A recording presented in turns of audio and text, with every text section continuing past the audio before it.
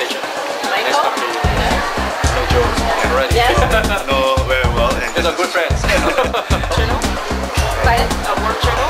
Oh, right. Okay. All right. well, welcome everyone to Markham Unionville. My name is Joe Lee, Conservative candidate for Markham Unionville.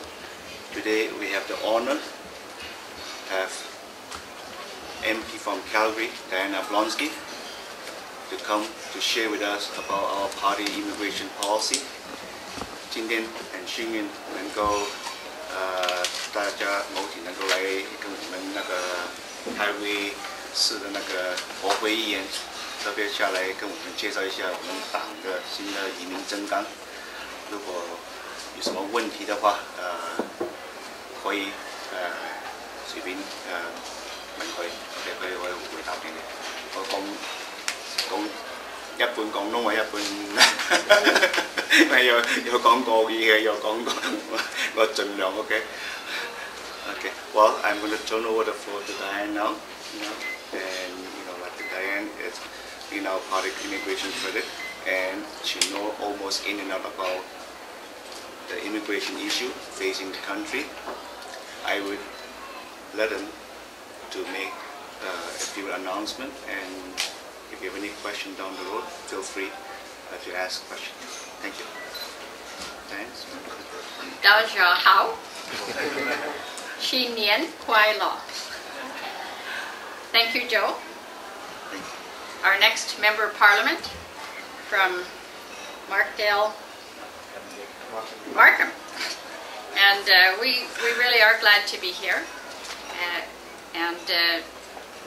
want to thank you for coming. We, as a party in an election, of course, want to get to know you and also to continue a relationship after the election. Because we haven't had elected MPs in Toronto, it has taken us some time to start to build bridges and to make acquaintances in your community. But with the help of people like Jolie and others, we intend to come to you often to talk about issues and to explain policies and to answer your questions. So this is a beginning of a good friendship and a new year and possibly a new government. And we're really looking forward to that very, very much. I have been working on the immigration file for almost 4 years now, in April of 2002. And the first thing that I did when I became immigration critic for the Conservative Party was to travel with the Immigration Committee to Asia. We were in Hong Kong, Beijing, Shanghai, and Seoul, Korea, and talked to people there because China is our biggest source country of immigrants, and Canada needs immigrants. The Conservative Party is a pro-immigration party, and in principle we want to have more immigration into Canada. We need to fix the problems in our system so that we know that immigrants will succeed here, and then we need the skills and the enthusiasm and the new beginnings that immigrants bring. And of course, China is a very important trading partner for Canada. And immigrants from China build some bridges and help us to have smooth and active trading relationships between Canada and between China, which is such a growing economy.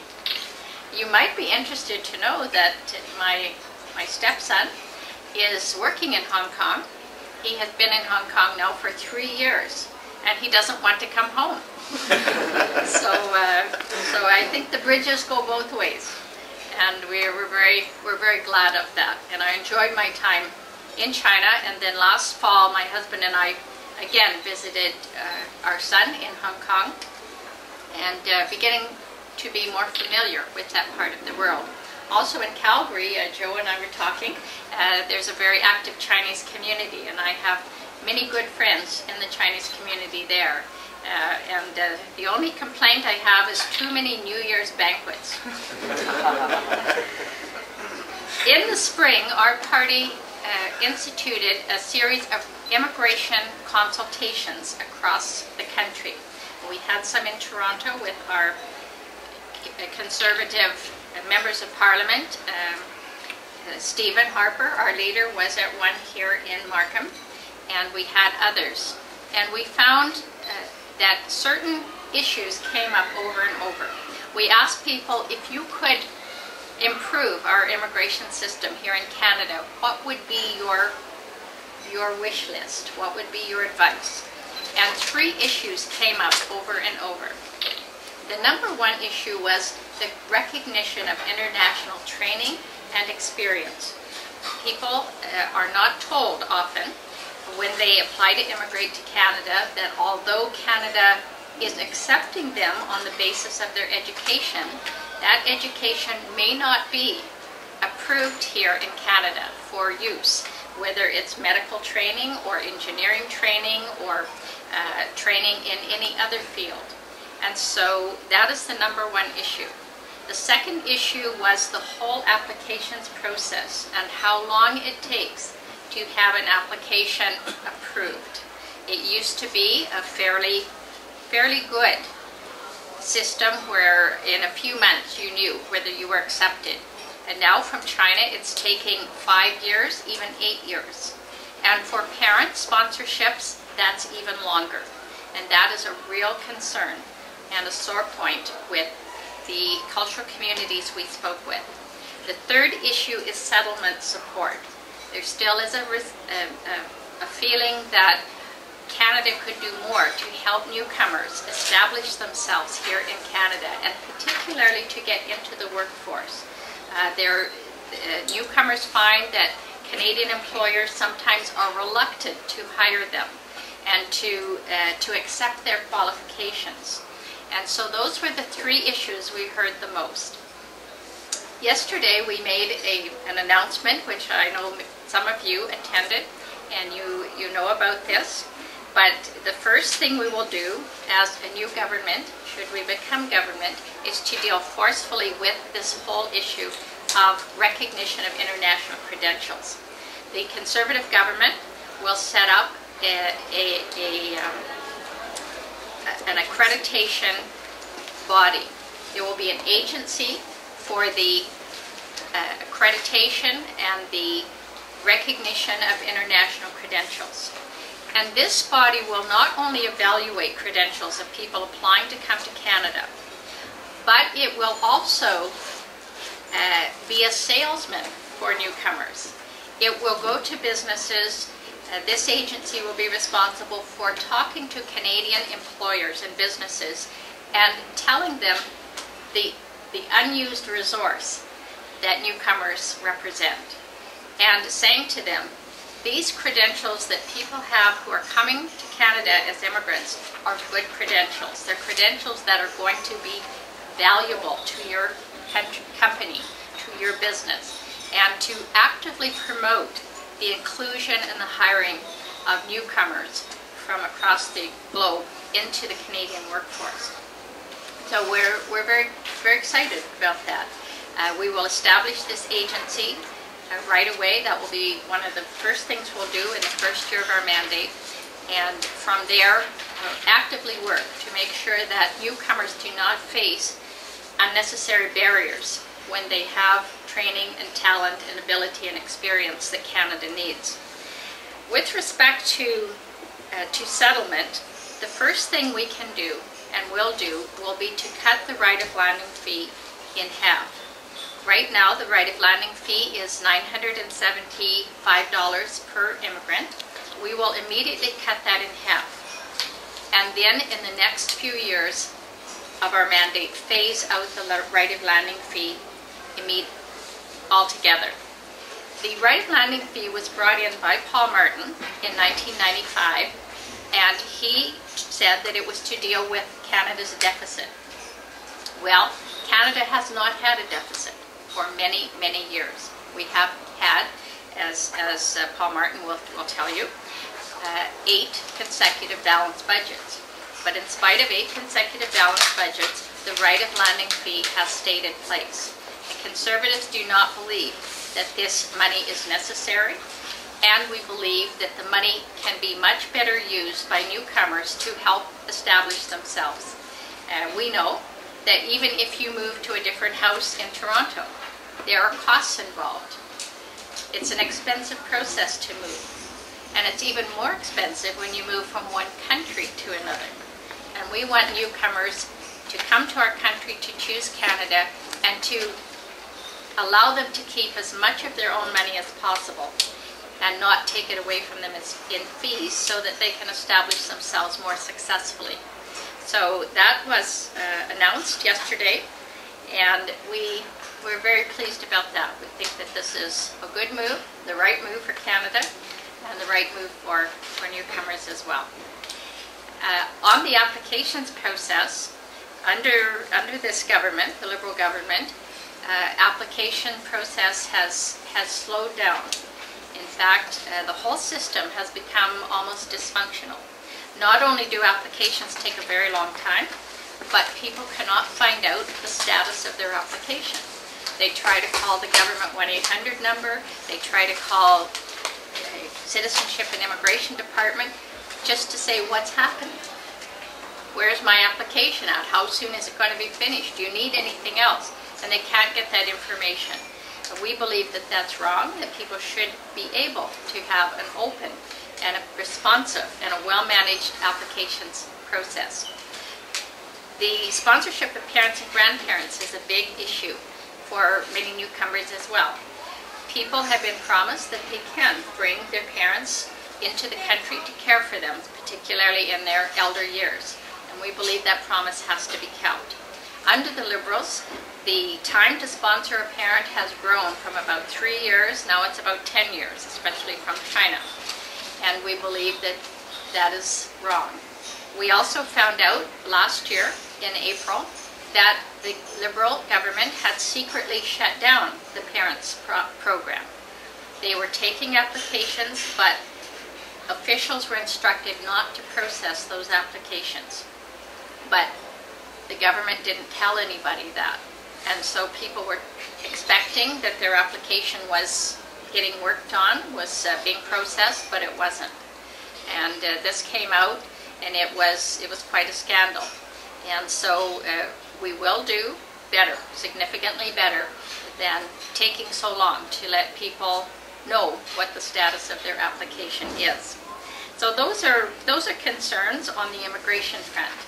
But we have other priorities which we know are priorities of the Chinese community, of all newcomers and all Canadians, whether you're a new Canadian or a Canadian that's been here much longer.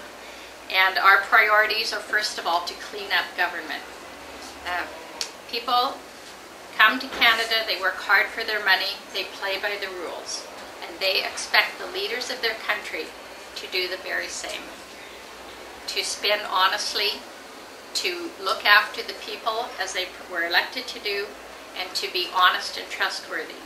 We will introduce a Federal Accountability Act, and Jolie will be there to help pass it and administer it, and we are going to clean up government. That's our #1 priority.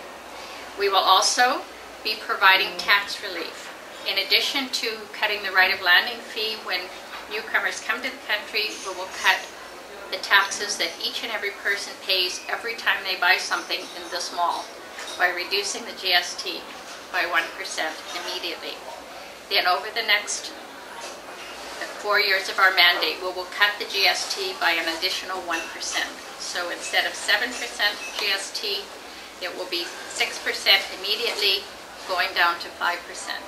That way, every time someone goes to buy something or sell something, there is less of a burden, less of a tax take on that transaction. We're also going to crack down on crime. This has been something that our party has been talking about for many years, that we need to have safe streets and safe communities.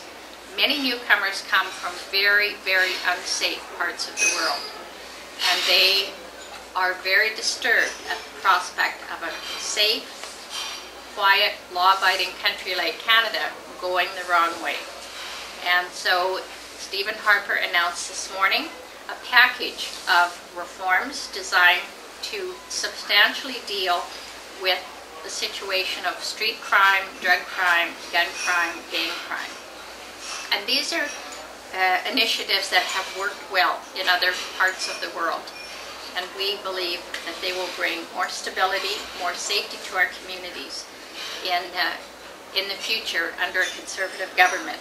If you need more information on that, we can talk about that a little bit later. We also want to help parents with the cost of raising their children. Becoming more expensive to have child care, and the liberal way is to have a government-run system and all the children looked after by the government in that system. We believe that parents should make child care decisions and that they should be supported. And so we would give every parent $1,200 a year for each child under 6, so that the parent can then decide how to use that money to provide child care. We would also work with the provinces on health care. Health care is available to everyone in this country equally, but the waiting lists are getting long. And so promise of health care is not the same as delivery of health care. So we would put into place, and we announced this before Christmas, a patient wait time guarantee, where if you cannot get the care you need in critical situations in your area, that the province would have to pay for you to get that care wherever it was available. So we want better health care for citizens as well. So those are our 5 priorities. But we want you to know, and I know Joe has told you this, that the values of the Conservative Party are values that are important to your community, to newcomers from China, from Asia, the belief in honest government that is trustworthy, the belief in parents having the right to make decisions for their own families, the value of families and children, the value and the need for safe streets, strong communities, and also for services that actually deliver what they promise. No party has all the answers, and no party can correct some of the problems in the system overnight. But we have solid plans to get that process on the road. We've been announcing them in the immigration field and in the other fields. We're very excited about the fresh change, the positive change in government that our party will bring and is offering to all Canadians in this election, along with very intelligent, competent, good-looking candidates like Jolie. I'm not a politician for nothing. But we are. We're so pleased. We have in Toronto the most ethnically diverse group of candidates of any party. We have candidates from all backgrounds, from all the cultural communities, because we really represent the broad face of Canada. We're an inclusive party, a party of ideas, a party of change for the future. And I'm just very, very excited about the next Canada and about what we're going to be able to do to bring some of our ideas forward and to provide a change in government that's much needed. So thank you. Thank you for allowing me to be here. And we really look forward to getting to know many of you very, very well in the years to come. And the answer to that, I believe, is in what I call the wise use of carrots and sticks. More carrots than sticks, because professional bodies, trade organizations deal with government on a number of levels, both provincial governments and federal governments. And there has to be, in these discussions and these negotiations, on the table always, okay, but what are you going to do to play your role in making sure that international credentials and experience are welcomed, are validated, are accepted by your body? And that'll take a few sticks, but some carrots as well, because, for example, the Engineering Association has gone a long way toward recognition of international credentials. Now they're asking for a labor force study from the federal government so that they know where engineers are needed and what skills are most needed here in Canada. The federal government, the Liberal government, has not done that study. And that's what it takes. That's some of the carrots, that's some of the spending that has to be done to reassure the professional bodies that when we bring newcomers in, there's a need for them in Canada. And so that is the way that we will proceed. Follow-up questions. Basically, you say you let the foreign credential recognition be established by your agency, by the federal government. But are there really the jobs available? Because, like, for example, medical field, always say that we have long queues for the emergency service, and then not enough doctors and nurses. If we get like more people recognized as doctors and nurses, and then will the hospital have the vacancy for them? Or basically there's no money for the public spending on that? I should tell you, Joseph, I have a hearing problem, so I'm just going to ask Joe to just make sure I understood that. What Joseph is trying to ask you now, right now, you try to help people to get their credentials so quickly, right? So are you sure that by speeding up those credential certification, do you have the vacancy available to hand over the job to these people? Like, let's say in the hospital, using example, let's say they have about 500 waiting to be certified. Do you have a standby like 500 vacancy to fill those job? You know, like we talk about, we need a lot of this doctor here. So his question is that, so when you start doing certification for this professional people, is the job ready to accommodate all of them? Yeah, and that's a good question, because as I mentioned, this Canadian agency for assessment and recognition of credentials would also have a function of going to the business community and Canadian employers and selling the opportunities they have to hire newcomers. The other thing I've been thinking about, and we're just starting with some of the discussion on the details of what we can do, but I've introduced in the roundtables the idea of having tax incentives for businesses to provide mentorships and internships for newcomers, so that when newcomers come here, their credentials are validated, but also there is an incentive for the business community to welcome them into the corporation.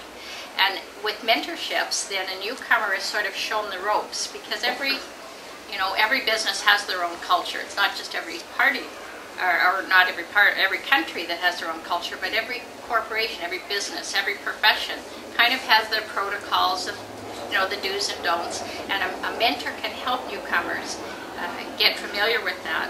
And also an internship will allow a newcomer to get Canadian experience. Because what we find is that even if a person's credentials are accepted, a lot of companies say, well, we don't want to hire you because you don't have Canadian experience. You have no experience, so how do we know that you're really good? Well, an internship program would allow newcomers to get experience, get some pay at the same time, and the only way, or the best way for that to work, would be for there to be some tax incentives for that to happen. There are some companies that have started to do this without tax incentives, and the Maytree Foundation here in Toronto has been excellent at approaching businesses, and I know the insurance agencies have been quite open to this, and some other businesses, and linking them up with newcomers for mentorships and internships.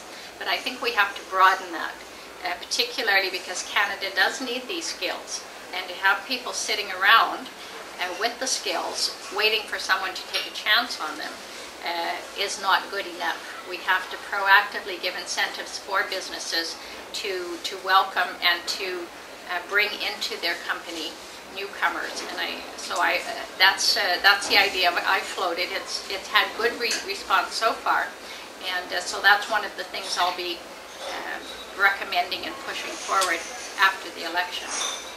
If you have comments on that, let me know, because we need ideas as well as giving ideas. From Shing, I have a question. Yes. Excellent. And the answer is that we would start this process immediately that someone applies. So immediately as someone applies for immigration, their credentials would go to the Canadian agency for assessment, and then the applicant would know fairly quickly what the recognition factor will be. In other words, there will be a validation that they didn't get their diploma from a mail order house or something, and also what would have to be done to get Canadian equivalency.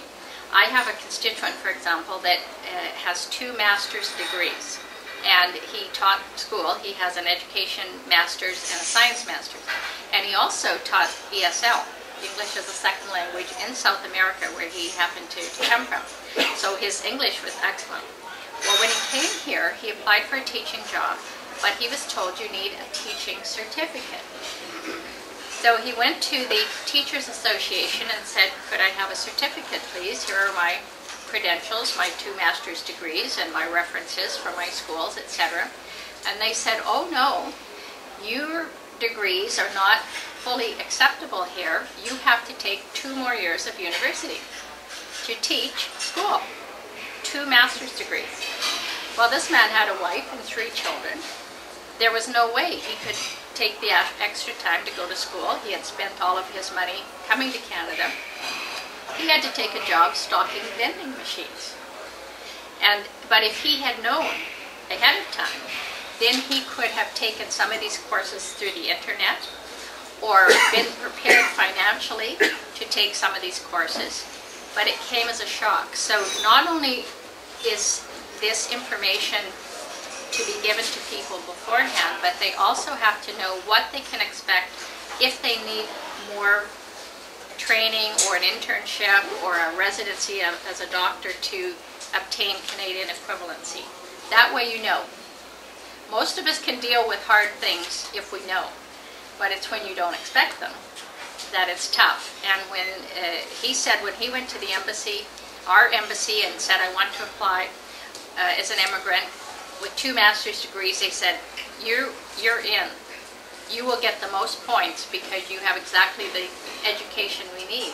So he never dreamed that when he got here, the door would be slammed in his face. So we want people not only to know that their credentials are validated so that they can present that validation to Canadian employers, but they also need to know what they will likely be looking at as upgrades in order to obtain Canadian equivalency. Yeah. How soon can we expect improvement in the department? It's hard for me to answer that because until you get to a department, you don't know exactly how dysfunctional it is. We can see the results. We will put the agency into place immediately. We'll get going on that. We will immediately cut the right of landing fee. But the next thing we'll have to do is to get a handle on exactly what isn't working in the department. We know, for example, that funding for the immigration department was cut by Paul Martin in 1995, and it was never restored. It's been cut for the last decade.